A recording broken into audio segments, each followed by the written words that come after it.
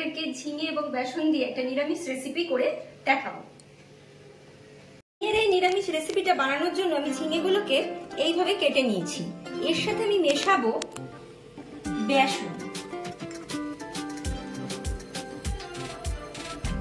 আর দেব হলুদের গুঁড়ো, লঙ্কা গুঁড়ো আর অল্প পরিমাণে নুন দিয়ে ভালো করে মাখিয়ে নেব। আমার এটা মাখানো হয়ে গেছে। এবার আমি এটাকে 10 মিনিটের জন্য এইভাবেই রেখে দেবো। এবার আমি কিছু মশলা বানিয়ে নেব। তার জন্য আমি চাটু গরমে বসিয়ে দিয়েছিলাম। এখানে দিয়ে দিচ্ছি বাদাম আর দিয়ে দেব গোটা জিরে, দিয়ে নাড়াচাড়া করবো শুকনো খোলায়।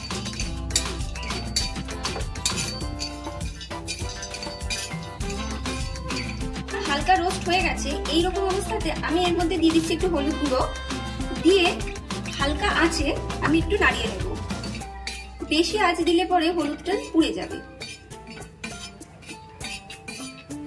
এটাকে বেটে নেব।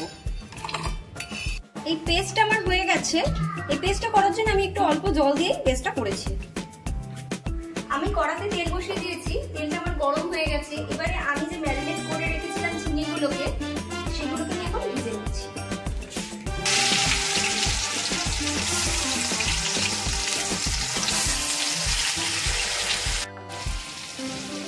আমার ঝিঙেটা ভাজা হয়ে গেছে। এবার আমি এগুলোকে তুলে নিচ্ছি।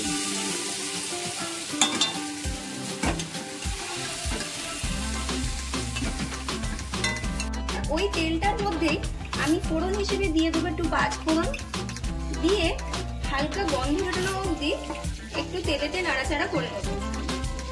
এবার আমি দিয়ে দিচ্ছি বাটা মশলাটা, যেটা আমি আগে বেটে নিয়েছিলাম।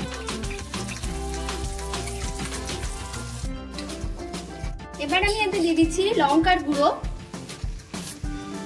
কাশ্মীরি লাল লঙ্কার গুঁড়ো আর স্বাদ মতো নুন।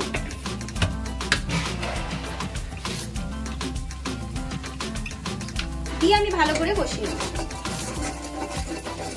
মশলাটা আমার কষানো হয়ে গেছে। এবারে আমি এতে দিয়ে দিচ্ছি স্বাদ মতো মিষ্টি, দিয়ে আর একবার একটু নাড়িয়ে নেব। এবারে আমি দিয়ে দেবো এতে ভেজে রাখা ঝিঙেগুলো, দিয়ে ভালো করে মিশিয়ে নেব। এবারে আমি এর মধ্যে দিয়ে দিচ্ছি সেই যে বেসন দিয়ে ম্যারিনেট করে রেখেছিলাম, তার যে জলটা, ওটা আমি দিয়ে দিচ্ছি। দিয়ে ভালো করে একটু মিশিয়ে নেব।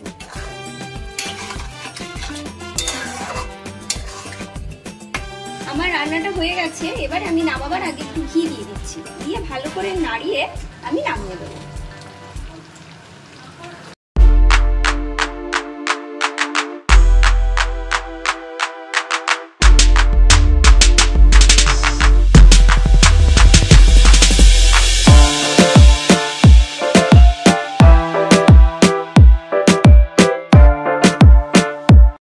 ঝিঙে বেসনের রেসিপিটা তৈরি হয়ে গেছে।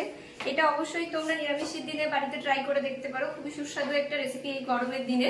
আর লাইক, কমেন্ট, সাবস্ক্রাইব করতে কিন্তু একদম ভুলবে না।